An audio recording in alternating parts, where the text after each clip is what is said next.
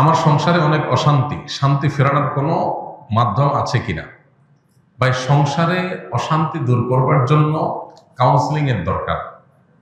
স্বামী স্ত্রীর মধ্যে বা বউ শাশুড়ির মধ্যে কার সাথে কার অশান্তি হচ্ছে, এই বিষয়গুলো নিজেদের মধ্যে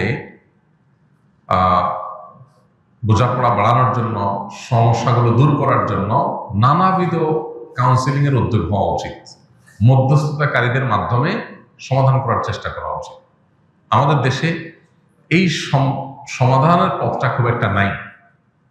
আমরা নিজেদের মধ্যে ঝামেলা তৈরি হলে, সেটা তৃতীয় পক্ষ কারোর শরণাপন্ন হলে ঝামেলা বরং আরো বাড়ে।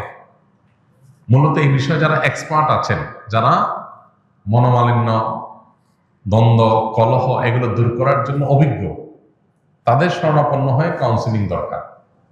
আমরা আসুন্নাহ ফাউন্ডেশন থেকে ভাবছি যে আলেম ওলামা এবং যারা এক্সপার্ট আছেন তাদেরকে কাউন্সিলিং শিখাবো, যাতে করে তারা পারিবারিক কলহ, দ্বন্দ্ব এগুলো মেটাবার এই কাজটা করতে পারেন ট্রেনিং নিয়ে।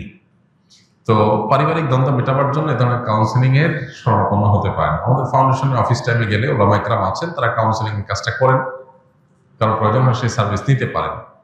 তবে সমস্যা এবং কলহের কারণ এগুলো যদি বিস্তারিত জানা যায়, তখন সেই হিসাবে পরামর্শ দেওয়াটা সহজ হয়। এখানে যেহেতু আমভাবে বলেছেন সংসারে অনেক অশান্তি, সেটা দূরের উপায় কি, তো এটা বলা কঠিন। আসলে অশান্তি কোন ধরনের, তাহলে সে ধরনের পরামর্শ দেওয়া যাবে। তবে একটা কথা এখানে প্রসঙ্গত বলে রাখা যায়, সেটা হলো